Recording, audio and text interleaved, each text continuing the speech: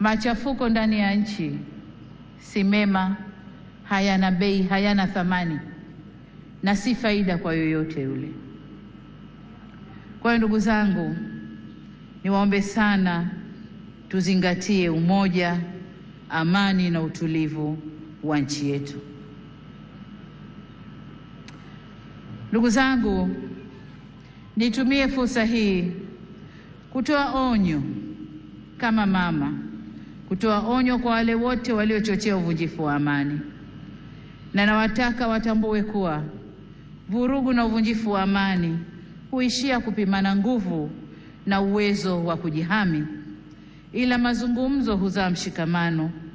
Sasa tuchague lenye manufaa kwetu, kwani usalama wa taifa lolote hulindwa na wote kwa nguvu zote na gharama zozote.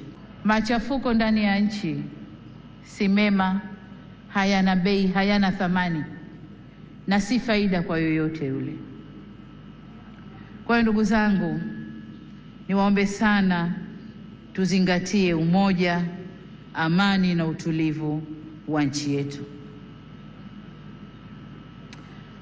Ndugu zangu, nitumie fursa hii kutoa onyo kama mama, kutoa onyo kwa wale wote waliochochea uvunjifu wa